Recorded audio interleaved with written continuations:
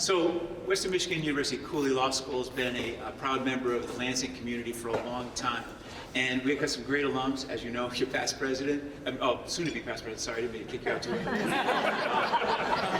We have a lot of judges statewide who are alums of Cooley. We have in the District 54A court right now, 3 of the 4 judges are, one of them is a former assistant dean and 2 are former alums. So we do have a big impact in our community.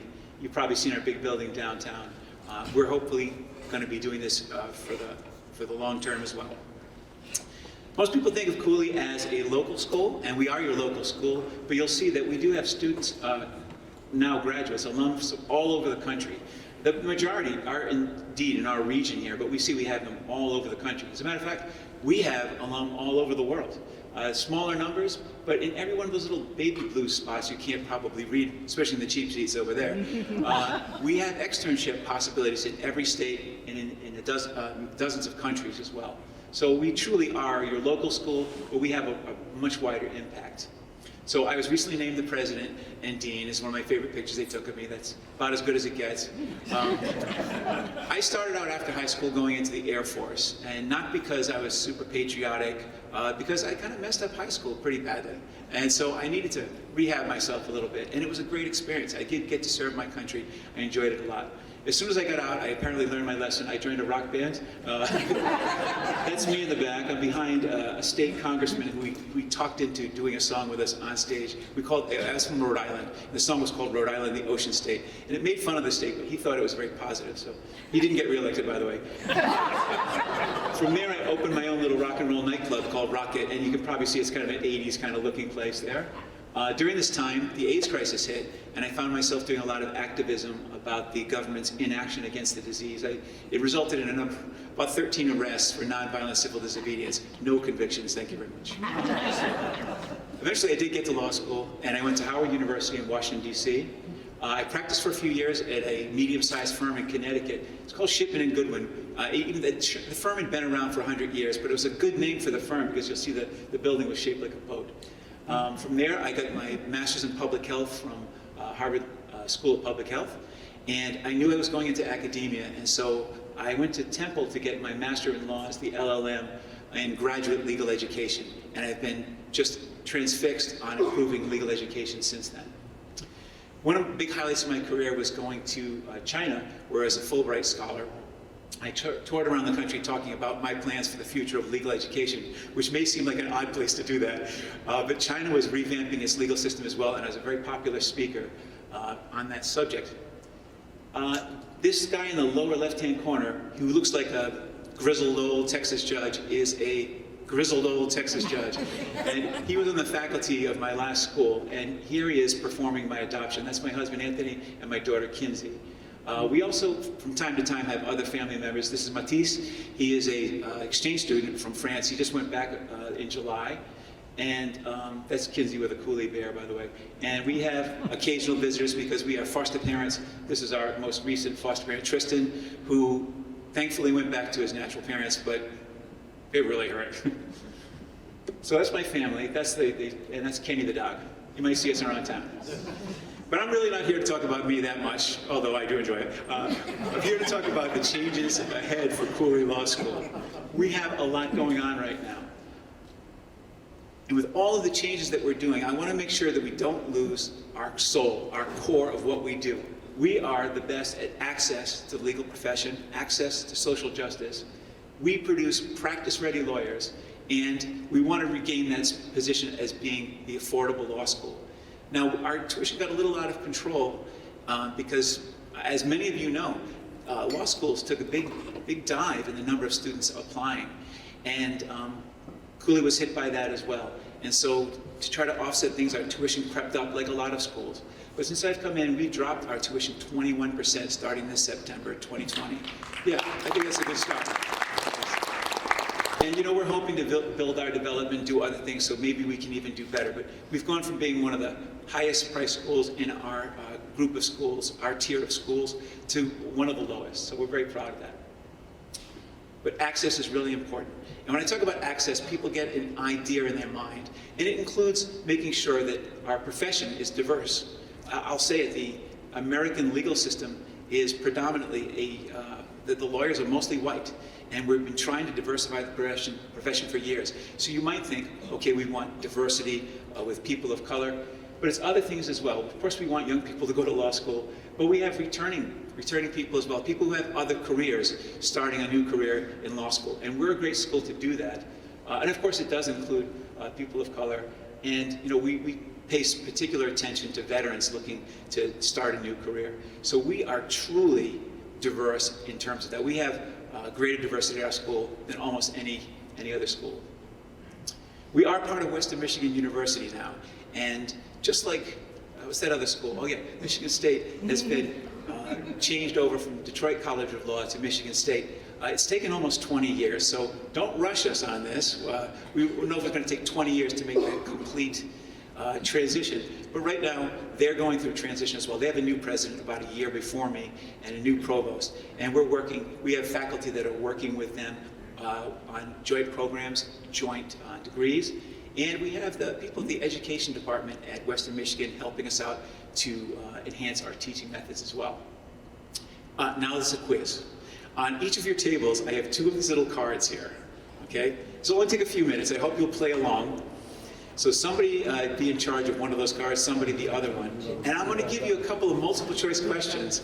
And this table here is exempt. Please don't, you've seen the show. I want you to answer these questions. I'm going to give you about a minute, all right? And what you do is you think you know the answer, scratch it off. And if you're correct, you will find a star. But if you're wrong, you'll find a blank space. But that's okay, because you're going to try again. And this is a very effective learning technique. And you'll find it hopefully the second time. If you don't, try a third time. You get 1 point for that. Now, if you get it on the 4th time, no points, 0. So that's the scoring. Now, not that you would do this. You're all Rotarians, fine, upstanding citizens. But I've had students in the past make a little scratch, like, oh, whoops, I'm trying to find that star. But the star moves around, so you can't game it that way. So not that you would do that. So that's your scoring. Let's do the first question. I'll read it for those of you in the back row. You have a test next Tuesday, and let's say you have only 4 hours to study between now and then. What is the best use of the 4 hours of study time? A, put in 1 concentrated 4-hour study session 3 days before the test. B, stay up late cramming the night before the exam so the material is fresh. C, study 1 hour a night for 4 consecutive nights until the test. Or D, study 2 hours on Saturday and 2 hours on Monday. Now, the reason I only gave you 2 of those cards is I want you to talk about it with people at your table. Come up with an answer, and if you can't agree, just go with the majority, but you've got just 1 minute to do this. So find that star. I'll give you 1 minute. Guys, no.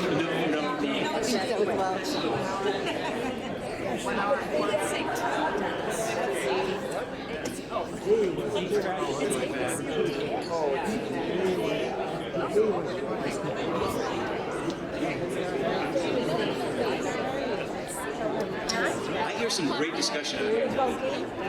Oh, wait, your discussion.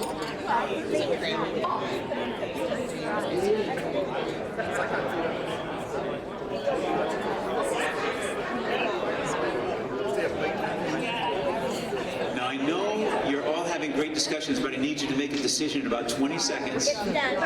You got it, all right.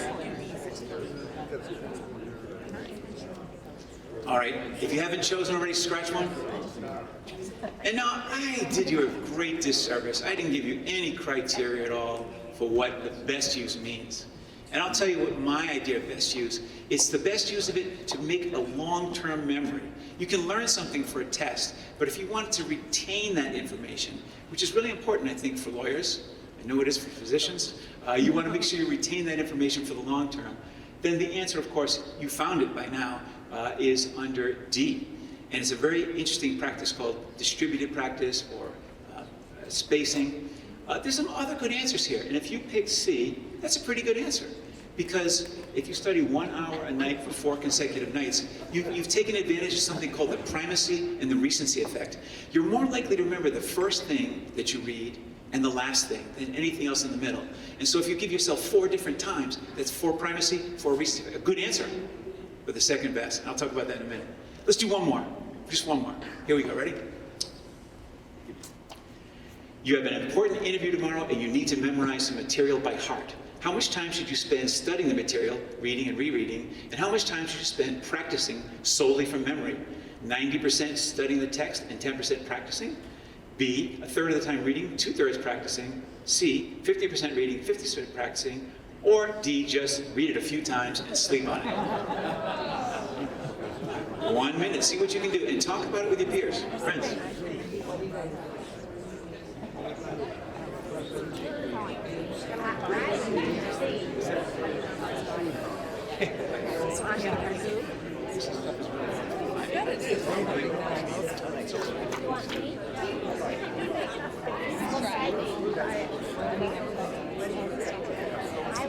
Aaron, good discussion. And remember, if you get it wrong, just keep going until you get that scar. This table over here is rocking it, I can tell. It just dawned on me you could gang up as a table and let one be the sacrificial lamb. But I hope you're not doing that. All right, let's wrap it up in about 15 seconds. Oh, okay. I think by the chat we're almost there. All right, if you haven't picked something, just go ahead and find that. And of course, we know now that the correct answer was B. If you put C, that's fine. But A and D are just wrong, okay? And I'll talk about that in a minute as well. All right. How did you do? Anybody get 10 points? Yeah! There's my table over there. I got a prize for you later. Oh, I said there's only 2, but here's another one. Quizzing Rotarians on material with which they are familiar is A, a waste of time. B, a violation of 8th Amendment prohibition against cruel and unusual punishment. C, a silly way to spend time we told someone we passively watching someone talk. Or D, by far the best way to become familiar with the material. And surprisingly enough, if you scratch it off, it is D. No, my students believe that as well. All right. So all this stuff is grounded in science. And I'm embarrassed to say that the legal profession, especially legal academia, has not embraced the science of learning until most recently. And so it's been really easy to be a leader in this. We were the last profession, yes, we're the last profession to even identify program objectives, because the ABA made us do it about 5 years ago. So all of what I'm talking about is grounded in science, and I've had very good success with it. Some of these things make sense. Your mindset really matters, and you probably know this, right? If you have a positive, a growth mindset, you believe if you put the work in, you can do better. And that applies to learning academics. It applies to skills like horseshoes. If you put the work in, you can do it. But there are people with a fixed mindset, and they say, I didn't have a really good GPA in my undergraduate, so I'm never going to be at the top of the class. I'll never get an A. And that kind of thinking makes you think that if I put in the extra work, I'm wasting my time. And so the fixed mindset is really self-limiting. And you might think the fixed mindset is all about our worst students. But some of our best students have a fixed mindset. They will say, man, I did really well. I don't want to ever not be at the top, so I'm not going to take any chances. So they'll see a challenge as something to avoid when we should embrace these challenges. And it helps us better learners as well. I'm not going to bore you with all of that, just a lot of it. Self-efficacy, you've heard this, right? If you believe you can do something, you're more likely to be able to do it. Has anybody seen this? What is this called? Power pose. Wonder Woman, Superman, I would have accepted as well. It actually helps you release endorphins. It gets you in the positive frame of mind. It's not as good as we once thought it was, but it still has a positive effect. And if you don't believe in self-efficacy, you probably believe in the reverse, which is if you believe you can't do something, you're probably right. So those are very intuitive. But there are some things, the most important ways of learning are very, very non-intuitive, counterintuitive, as a matter of fact. This great study came out, it's been a number of years now, about 5 or 6 years, talking about what really works and what doesn't work. And if you have nothing better to do than to read an 80-page study, I highly recommend it. But the same authors put out a 6-page in Scientific American that talks about what works and what doesn't. And it's kind of surprising. There are also 2 books. And these are the prizes for the table with the attendance. Really great. If you have anybody, yourself, if you learn things regularly, children, grandchildren, cousins, anybody that needs to be learning stuff, and that's everybody. These are phenomenal. The stories about how these people stumbled on these highly effective learning techniques, others who planned for it, they're really amazing books. And if I had to distill down everything in that book, or either of those books, into something I could fit in the back of my business card, what would I say? What do we know about effective learning? I would say learning is hard work. You've really got to put in effort. It's not a passive thing. Now, these techniques I'm going to talk about really quickly. I'm just going through a few of them. These are things that I brought to my last school, things I think made me attractive to my new school, and our faculty has been nothing but fantastic in doubling down on these effects. You may have heard of learning styles. Oh, I'm a visual learner. I would rather look at stuff. Oh, I'm an auditory. I want to listen to it. I'm kinesthetic. I'm going to dance about the rule against perpetuities. No, that's for you lawyers, sorry. When we look at learning styles, though, in terms of effectiveness in long-term retention of material, no, it doesn't work at all. What? Why would that be? It's so intuitive. Well, because of cats and keyboards. No. Because people pick the easiest style for them. Like, I would much rather sit back and listen, sure would I. But what do we know about learning? It's hard work. You've got to put in the effort. So we don't need to look at our learning styles. Number one, people who love learning styles, it has some value in terms of thinking about how you learn and thinking about how you think, actually. But you shouldn't just look at one way of learning as your sole method. Even the people that agree with this, learning your learning style, agree that an eclectic method of learning is a lot better. So it begs the question, why learn what your learning style is? Because you're supposed to use all of them. Anyway, I get a lot of resistance to this, and I'm just so happy. I'm so happy to be at WMU Cooley, because WMU Cooley has been at the forefront of many innovations in legal education, long before the Carnegie Report, which is a big report that damned the way we do things in law schools, long before anybody else did. So I'm in the right place for me. And even the changes I'm making, it's really hard because we are so busy, right? It's really difficult to get people to change the way they're doing things. So what are the most popular ways to learn? You know them: massing or cramming for a final exam. And why does that work? Why do people do that? Because it works. All right, I'll tell you why it's not a good idea. The other methods that are really popular are the highlighting method, where you highlight the stuff that you have trouble with, you read through it, and you come back and read the stuff you had trouble with. And it sounds so great, but it doesn't really work well because you're reading it now out of context with what that material was. And the whole thing about building long-term memories is you're finding a place in your brain to put it where you can retrieve it later. And now you've made a horrible schematic in your brain that doesn't make any sense, just all the hard stuff, and it doesn't work. Also, cats again. No, I couldn't find any of the slide for reading and rereading, so I have a cat with books. Reading and rereading is the most popular way of learning, but it is one of the least effective, I should say, the least effective ways of doing it. But it's like if you need to put a screw into a wall, you could hammer that in.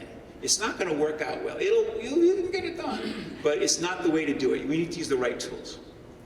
So the most effective are these. I'll talk about a couple of them. I'm not going to go through the whole litany. We'd be here for breakfast. But rereading, cramming, highlighting, least effective for long-term retention of material. People fool themselves. They read something once, and they come back and look at it again and say, oh, I remember this. But what they really remember is having read it. So rereading is really bad for self-assessment. By the way, the illusion there, the first two lines are the exact same length, in the first one. In the second one, the two lines in the middle are the exact same length. And the herring illusion, those lines are perfectly perpendicular. They look like they're bowed. But we can trick ourselves into believing things that aren't real. Like this one here, you have to memorize some material by heart. We should spend about a third of the time reading and 2/3 practicing from memory, all right? It's a process called retrieval. And I'm sorry for these bad visual puns coming up. It gets worse, it gets worse.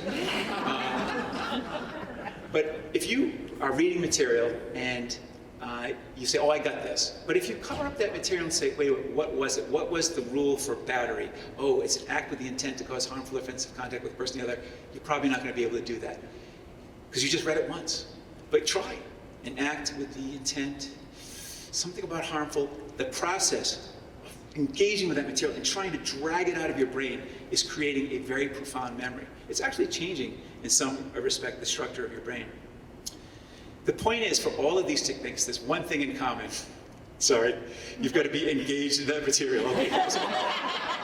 Every time I'm a little embarrassed. But you just can't be a passive reader, a passive listener. You've got to use that information. You've got to put it somewhere in your brain that makes sense.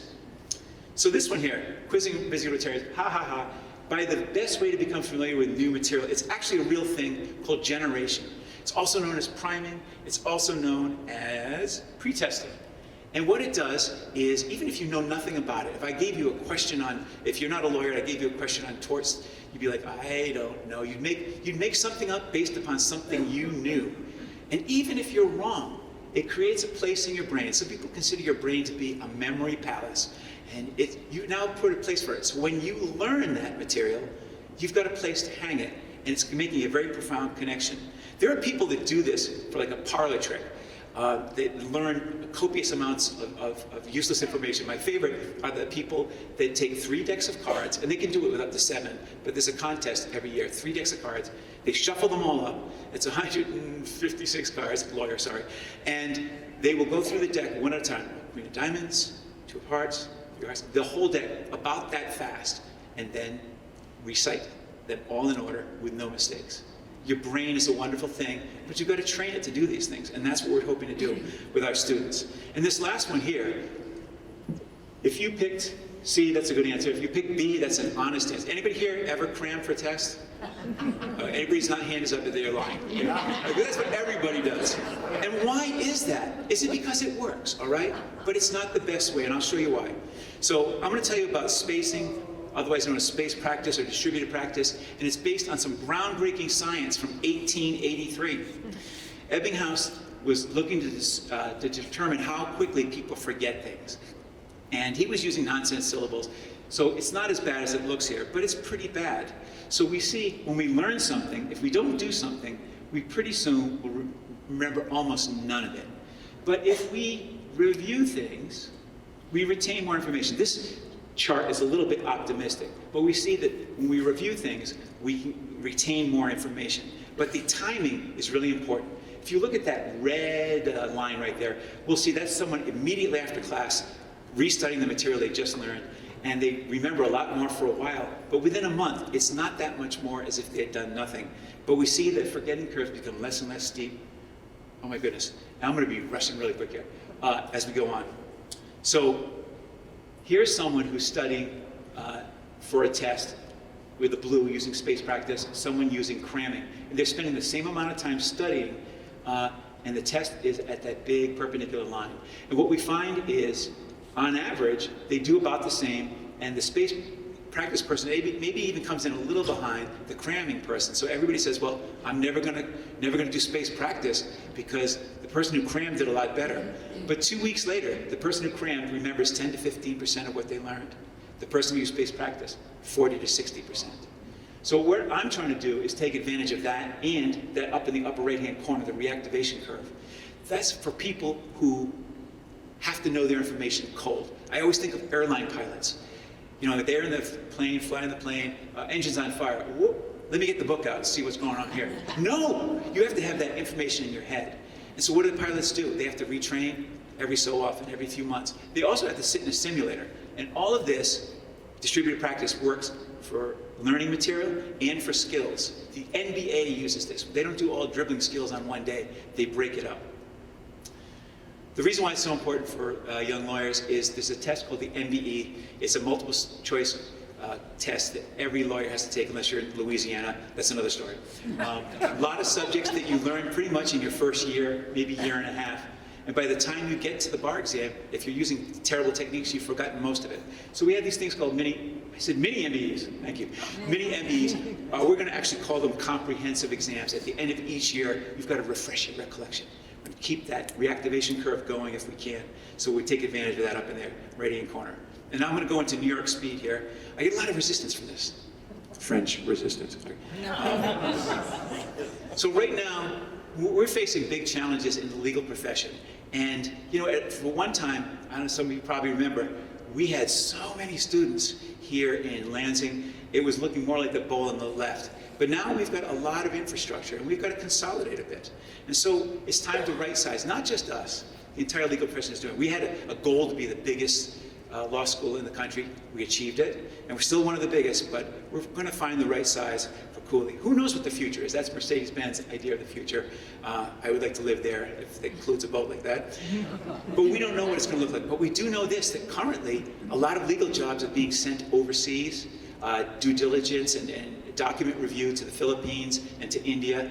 We see the artificial intelligence. We have people making contracts, people making wills and other forms. So we've got to be nimble. We've got to prepare for that future. So luckily, Cooley Law School has always been at the forefront of creating practice-ready lawyers. And there are some things a machine cannot do, that bespoke kind of lawyering. You cannot send a machine in to defend you for a criminal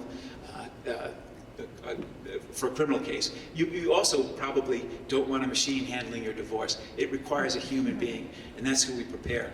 By the way, the Temple building is one of the consolidation efforts. We still own that building, and it's beautiful. Anybody in the market for 109,000 square feet, downtown Lansing, beautiful building. Look at that inside, it's gorgeous. Contact me later. But WMU Cooley has some challenges, and that's probably why I'm here. We've got to make sure that we keep our students' GPAs up so they can graduate. And we're going to use the highly effective learning techniques, and our faculty are going to use highly effective teaching techniques to get there. We have to make sure they have jobs, and that depends a large part on whether or not they pass the bar. And we haven't done so well recently, but we're going to do better. Let me just talk about what has happened. And I'm out of time, but I'm going to rest through this real quick.